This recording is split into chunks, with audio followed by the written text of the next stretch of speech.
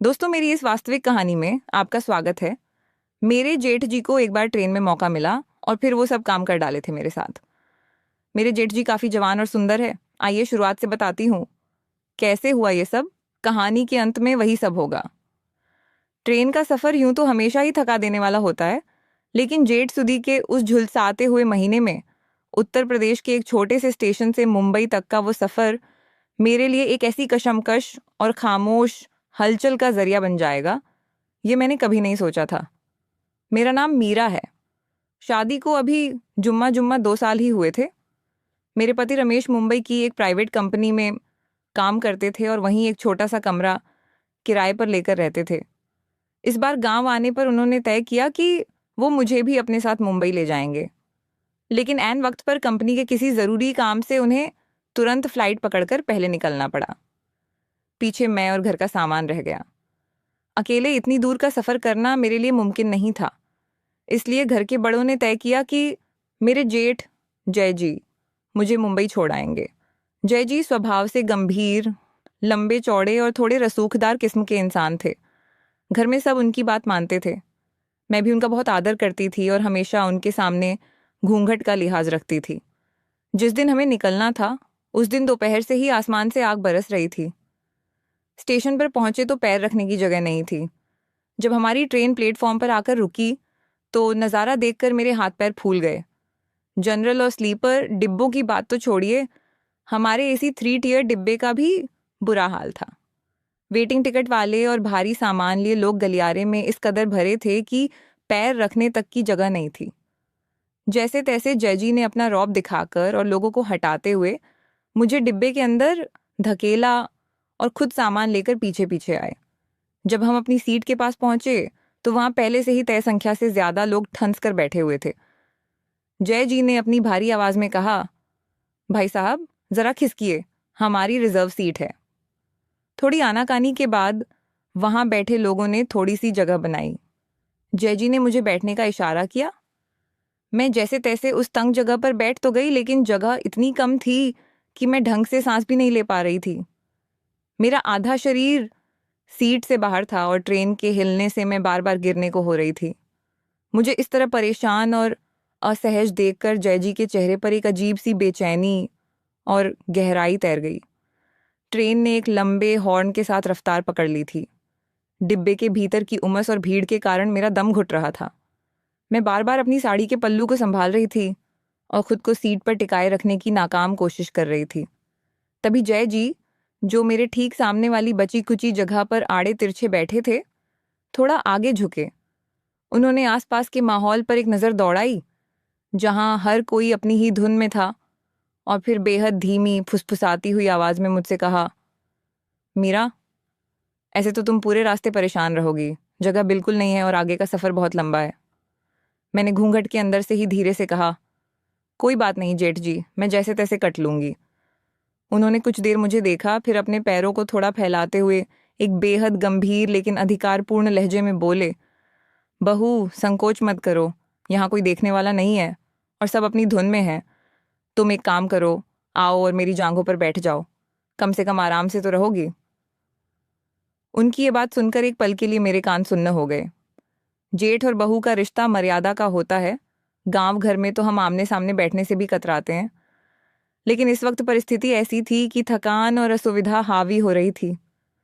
मेरी खामोशी और झिझक को भांपते हुए उन्होंने दोबारा कहा, आ जाओ, शर्माओ मत, सफर लंबा है, बीमार हो जाओगी। न जाने उस वक्त मुझ पर क्या हावी था, भीड़ का डर या जय जी की बातों का असर।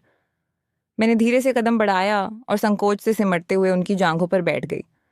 जैसे ही मैं उनके ऊपर बैठी, मुझे उनके शरीर की तपिश और मजबूती का एहसास हुआ। मेरा दिल इतनी तेजी से धड़क रहा था कि मुझे लगा शायद उन्हें भी उसकी आवाज़ सुनाई दे रही होगी। शुरुआत में सब कुछ सामान्य था। जय जी ने मुझे सहारा देने के लिए बस हल्के से छू रखा था, लेकिन जैसे जैसे ट्रेन ने रफ्तार पकड़ी और पटरियों के मोड़ पर झटके खाने लगी, माहौल बदलने लगा। अचानक ट्रेन ने एक जोरदार ब्रेक लिया। मैं आगे की तरफ गिरने ही वाली थी कि जय जी के दोनों मजबूत हाथ तुरंत आगे बढ़े और उन्होंने कसकर मेरी कमर को थाम लिया। उनका यह स्पर्श सामान्य नहीं था। उनकी उंगलियां मेरी कमर पर टिक गईं। उन्होंने मेरे कान के पास झुककर कहा, देखना, संभल कर, मैं तुम्हें पकड़ लेता हूँ, नहीं तो तुम गिर जाओगी। भीड़ बहुत है। उनकी आवाज में एक अजीब सी खनक थी। मैं कुछ कह नहीं पाई, बस धीरे से सिर हिला दिया। मैं समझ रही थी कि वो इस मजबूरी का फायदा उठाकर मजे लेने की कोशिश कर रहे हैं, लेकिन उस बंद डिब्बे में और उस भीड़ में मेरे पास विरोध करने का कोई सीधा रास्ता भी नहीं था। जैसे जैसे रात बढ़ने लगी, डिब्बे की लाइटें मद्दम हो गईं। लोग अपनी अपनी सीटों पर ऊँघने लगे। ट्रेन के चलने और रुकने का सिलसिला जारी था और हर ब्रेक के साथ जयजी के बहाने बढ़ते जा रहे थे। कभी जब ट्रेन दचका खाती तो उनका हाथ मेरी कमर से सरक कर धीरे से मेरे पेट पर आ जाता। वो जानबूझकर अपने हाथ को वहां कुछ सेकंड के लिए छोड़ देते, जैसे यह जता रहे हो कि वो सिर्फ मुझे संभाल रहे हैं। इतना ही नहीं, जब भी वो मुझसे कुछ बात करने के लिए आगे झुकते तो उनका मुंह मेरी गर्दन के बेहद करीब आ जाता। उनकी गर्म सांसें मेरी गर्दन और संवेदनशील त्वचा को छूती, जिससे मेरे पूरे शरीर में एक सिहरन दौड़ जाती। कई बार तो उन्होंने बेहद चालाकी से ट्रेन के झटके का बहानी बनाकर अपना चेहरा मेरे चेहरे की तरफ घुमाया, जिससे उनका गाल लगभग मेरे चेहरे से छू गया। मैं सब समझ रही थी। उनकी आंखों में छुपा वो चालाक भाव, वो बहाने, वो बार बार गिर जाओगी कहना, ये सब सिर्फ मुझे छूने और उस पल का आनंद लेने के लिए था। लेकिन एक अजीब सा डर, लोकलाज और उस माहौल की लाचारी ने मुझे खामोश रखा। मैंने खुद को उनके स्पर्श के हवाले तो कर दिया था, लेकिन मन ही मन एक अजीब सी कशमकश से जूझ रही थी। अगली दोपहर लंबी और थका देने वाली यात्रा के बाद आखिरकार ट्रेन मुंबई के एक बड़े और व्यस्त स्टेशन पर आकर रुकी। चारों तरफ कुल्ली कुली की आवाज़ें और यात्रियों की आपाधापी शुरू हो गई। लोग अपना सामान लेकर दरवाजों की तरफ भागने लगे। मैं जयजी के ऊपर से उठी और अपनी साड़ी और पल्लू को ठीक किया। मेरा पूरा शरीर इस अजीब सफ़र के तनाव और थकान से टूट रहा था। जयजी ने मुस्कुराते हुए अपना सामान उठाया और मुझे आगे चलने का इशारा किया। जब हम ट्रेन के ऊंचे दरवाजे पर पहुंचे तो नीचे प्लेटफॉर्म पर उतरने के लिए भारी भीड़ धक्का मुक्की कर रही थी। नीचे का फुटबोर्ड काफ़ी ऊंचा था। मैं अभी उतरने का सोच ही रही थी कि पीछे से जय जी ने बिना किसी झिझक के दोबारा अपनी दोनों हथेलियां मेरी कमर पर जमा दी।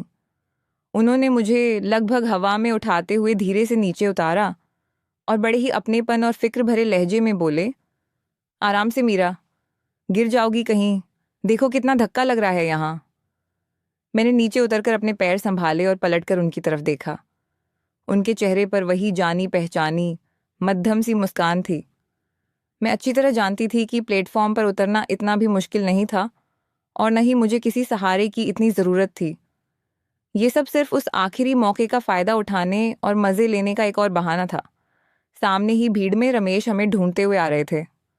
मैंने जयजी की तरफ देखकर अपनी नज़रें नीची कर लीं और चुपचाप आगे बढ़ गई, ये जानते हुए भी कि इस सफ़र की ये खामोश बातें हमेशा के लिए एक